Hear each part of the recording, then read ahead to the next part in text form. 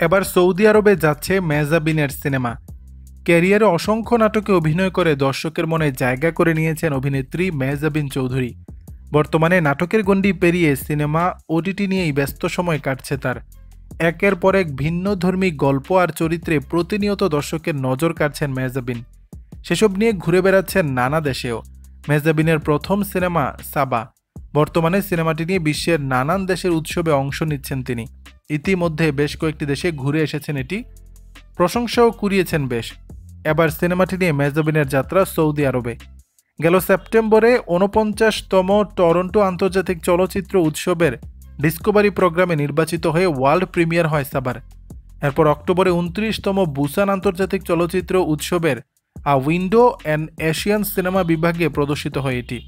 Canada, দক্ষিণ Korea ঘুরে আবার সৌদি আরবে যাচ্ছে সাবা। দেশটির রেড সি ইন্টারন্যাশনাল ফিল্ম ফেস্টিভ্যালে প্রদর্শিতর জন্য নির্বাচিত হয়েছে সিনেমাটি। উৎসবটির চতুর্থ আসরে বিশ্বের ৮১টি দেশ থেকে চলতি বছর ১২০টি সিনেমা প্রদর্শনীর জন্য অফিসিয়ালি নির্বাচিত হয়। আগামী ৫ ডিসেম্বর থেকে ১৪ ডিসেম্বর পর্যন্ত সৌদি আরবের জেদ্দায় চলবে উৎসবটি। সাবার সৌদি আরব সফরের বিষয়টি ফেসবুক পোস্টে নিশ্চিত করেছে রেড সি। পাশাপাশি সামাজিক যোগাযোগ মাধ্যমে ভক্তদের সুখবরটি দেন মেহজাবিন নিজেও। দর্শক, বিষয়টি নিয়ে আপনাদের মতামত জানাবেন নিচের কমেন্ট বক্সে।